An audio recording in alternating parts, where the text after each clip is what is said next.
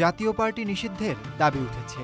তবে এই দাবির পেছনে শুধু রাজনৈতিক বৈরিতা নয়, এবার উঠে এসেছে ভোটের হিসাব। আর সেই হিসাবে রাজনৈতিক মহলে নতুন বিতর্কের সূত্রপাত করেছে।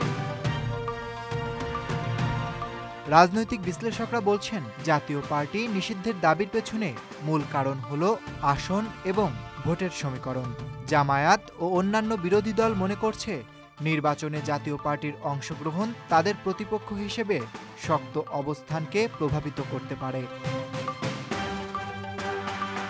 জাপা নিষিদ্ধের দাবিতে গণ অধিকার পরিষদের কর্মসূচিতে দলের সভাপতি নুরুল হক নূর গুরুতর আহত হয়েছেন। এদিকে বিএনপি স্পষ্টভাবে জানিয়েছে, তারা কোনো রাজনৈতিক দল নিষিদ্ধের পক্ষে নেই এবং জনগণই সিদ্ধান্ত গ্রহণের একমাত্র অধিকারী। জাতীয় পার্টির নেতা শামীম হায়দার পাটোয়ারি বলেন, জাতীয় পার্টি নির্বাচনে তাদের ভোট ও পরিচিতি দিয়ে গুরুত্বপূর্ণ ভূমিকা রাখে। ভোটের মাঠে তাদের অভিজ্ঞতা একে প্রধান বাধা হিসেবে পরিণত করেছে।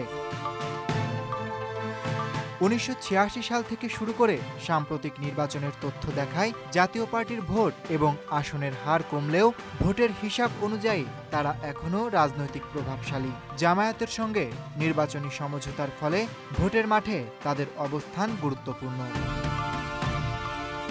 2001 সালের নির্বাচনে ইসলামী ঐক্য ফ্রন্টের সঙ্গে জোট করে জাতীয় পার্টি 7.22% ভোট পায়, আসন পায় মাত্র 14টি।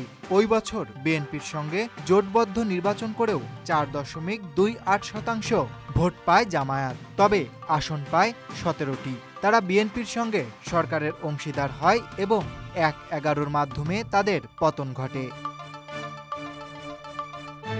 2008 সালে অনুষ্ঠিত নবম সংসদ নির্বাচনে 7% ভোট পেয়ে 27টি আসন পায় জাপা। ওই নির্বাচনে 4.28% ভোট পায় জামায়াত, আসন পায় মাত্র 2টি। 2014 সালের নির্বাচন বিএনপি বর্জন করলেও জাতীয় পার্টি 11.31% ভোট পায়, আসন পায় 34টি। 2018 সালের নির্বাচনে আসন কমে দাঁড়ায় 22টিতে, ভোটও কমে দাঁড়ায় মাত্র 7%। রাতের ভোটের ওই নির্বাচনে জাপাকে 26 আসনে ছাড় দেয় আওয়ামী লীগ। গত 7 জানুয়ারি অনুষ্ঠিত দ্বাদশ জাতীয় নির্বাচনে জাতীয় পার্টি পেয়েছে মাত্র 11টি আসন।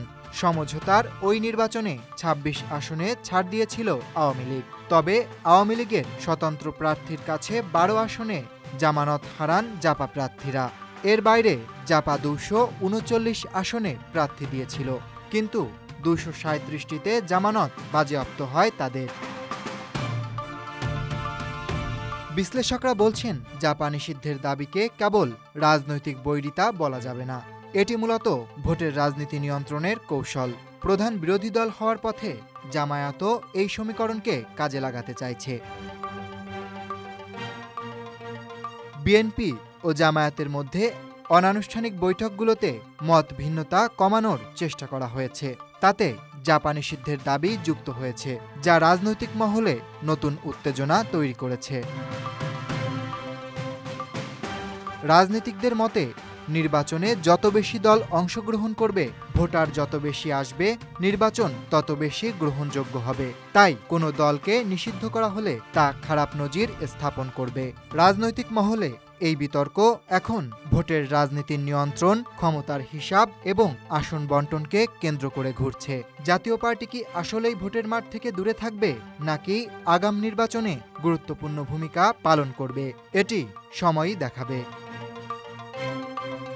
Desk report, Dhaka express.